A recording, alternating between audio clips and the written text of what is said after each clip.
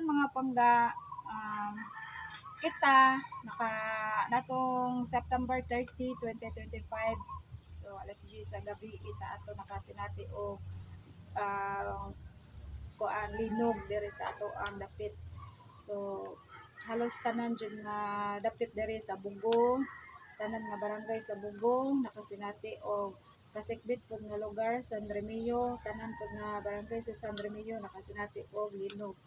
Then sa daghan nga kasikbit ko diri sa amo ang dapit nga nakasinati pud og linog. So katong pag kuan na kaya antod karon na sige maghapon og aftershock ang Bogo City.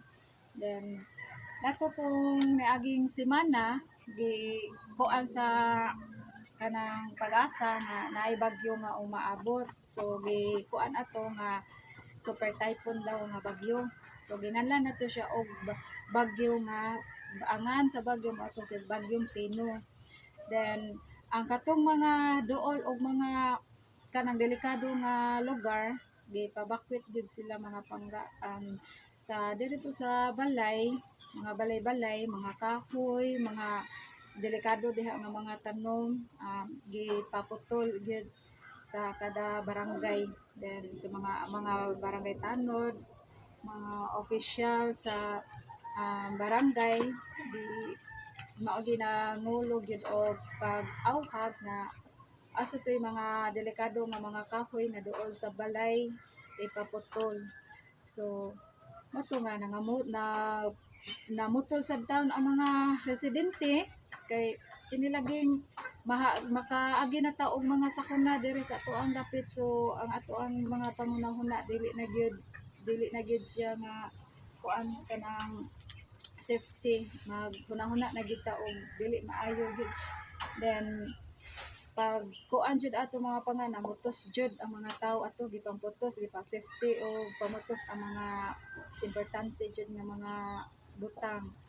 Then pag abot no na landfall to ang katong bagyo, so nikuso-kuso jud diri sa ato ang dapit na kuan jud ang atong mga kuan mga kahoy tanan yan mga tanom jud diri na nga kuan jud siya nga bungi na upaw jud siya mga pangga. Pero wala man may signal ato pila to ka adlaw nga walay signal to siya mga pangga diri sa ato. So wala gyud may ka update og unsay mga panghitabo gid sa mga sa dapit jud nga nahiago man sa maong bagyo. So mao to nga pag kuan jud mga pangga gahapon sa mga udto man siguro to mga pangga na naka charge in taw mi diri sa among kasikbit nga balay na naasay kanang generator. So naka-charge down mi dito. Then naanasay nibalik ta sad ang signal ato mga pangga. So dito pag kay naa pa man ko'y sobra nga load ato sa ako ang cellphone mga pangga. So pag open jud nako sa ako ang Facebook, magi ako nakita sa news feed jud nako nga mao nay nahiago man sa Cebu City. Daghan nga mga barangay sa Cebu City nga nakasinati jud og kanang dako jud ang ilahang tubig jud dito mga pangga.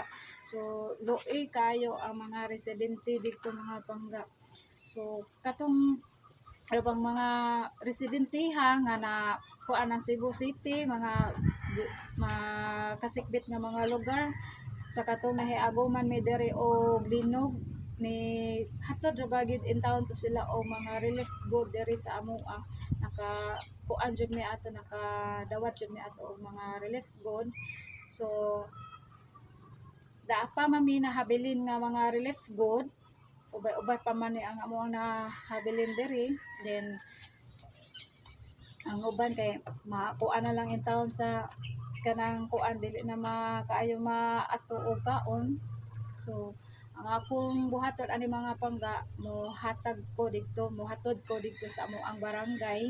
So ang amo anang barangay officials ani mao nay siya mo repack dito. Sila nay mo kanang bahala dito og putos na para pud nga ihatod dito sa Cebu City sa nagkinahanglan. So mao ni ako ipakita sa inyo ang akong ihatag ngadto, ako ihatod dito sa amo ang barangay mga pangga. So gamay ra in town ni siya pero at least kinasing-kasing nako nga akong ipadangat na to sa amo ang barangay. So kuyo gi ko ninyo.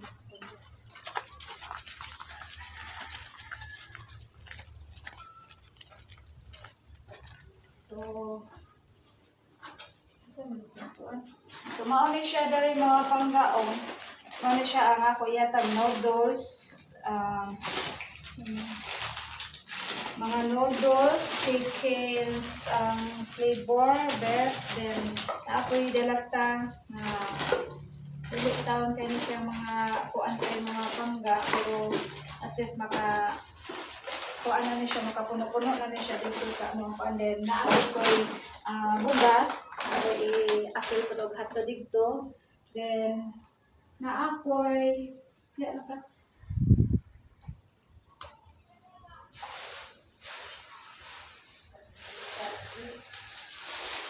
nasad ko'y habol nga ako hatod kini siya hinatag ba sa niya na reusable sabi nga amo ang nadawat. So ako sa niya siya i-share ko mga pangga. So maorat ko o daghang salamat kita tanan kanunay nga magampo sa kahitasan kay wala man gitay laing na mabadulngan siya raman jud ang naa sa mabaw. So magampo-ampo ta tanan.